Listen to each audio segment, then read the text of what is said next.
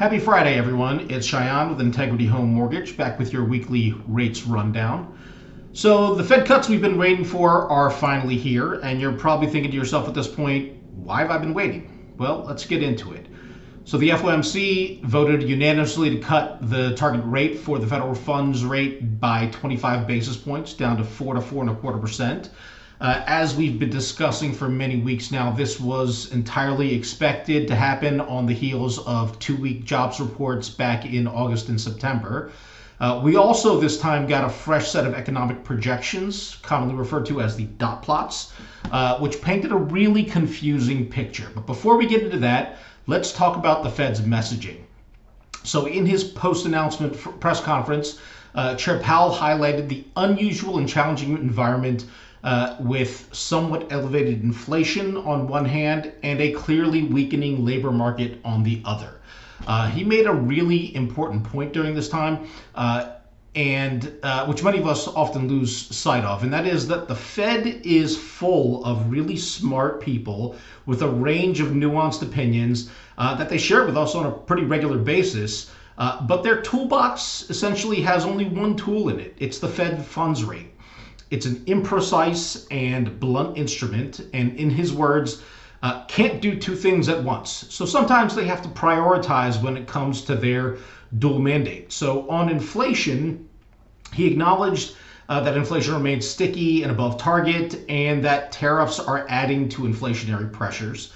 He also reiterated that the committee still views the impact of tariffs as a one-time shift in prices, and pledged that they're going to stay diligent and they'd act if inflation becomes a persistent issue again. Conversely, on jobs, he repeatedly made note of weakening labor markets coming through the data, and once again highlighted the curious balance that exists due to the supply of jobs and the supply of workers both shrinking. So there's a precarious situation in which the unemployment rate remains low, but it would probably be higher if it weren't for the loss of workers, due in large part to changes in immigration enforcement. But also, if rate cuts do what they're supposed to do, well, then staffing shortages could quickly become an obstacle to growth in any sort of an economic recovery. Ultimately, the Fed stuck to their view that the downside risk to jobs are a more pressing concern than stubborn inflation, and that's why they decided to go forward with the rate cuts. So what's happening in mortgage markets since the announcement on Wednesday afternoon? So 10-year Treasury yields are higher by, call it 10 basis points. Mortgage-backed security prices are lower by 20 to 30 basis points. So what are you telling me? Are you telling me that rate cuts don't always result in lower rates? Well, yes, that's exactly what I've been saying. This is kind of reminiscent of what happened the last time around that we saw rate cuts, right? Reminder, back in late last year, 2024, the Fed cut 100 basis points in Fed funds rate, and mortgage rates rose by about 100 basis points in response. While markets are weaker in the immediate aftermath of this rate cut, it's not necessarily the same thing, right? These are confusing times, and rest assured, you and I aren't the only ones who are confused. So let's go back to the dot plot, because that messaging is also confusing. If you look at the median expectations, they have revised their GDP growth higher, unemployment rate lower, and inflation expectations higher. Yet they cut rates anyway. So the outlook is for improved growth and higher inflation, but now the median expectation is to go 3 for 3 in 2025, and for there to be about 30 basis points in additional cuts from where they forecasted back in June.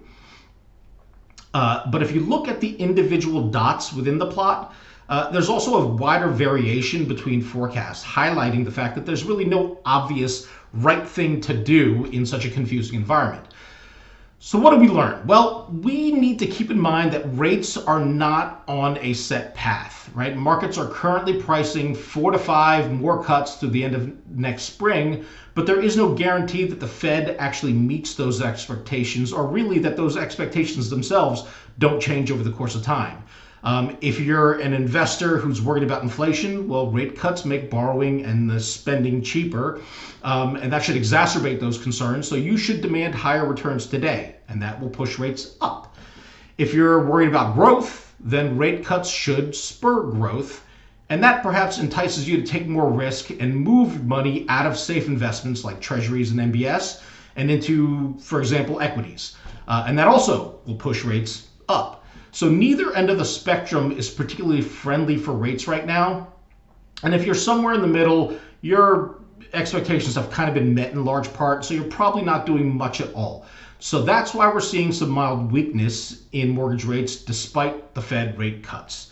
So the bottom line is this. At this point, we hopefully all recognize that we're much closer to the best rates we've seen over the past year than we are to the worst or even to the average. And that housing prices have stabilized. So whether you're looking to purchase or to refi, right now is still a really good opportunity. We should also recognize that waiting for the Fed these days probably means waiting too long. That's all I got for you this week. Have a great weekend, and we will see you next time.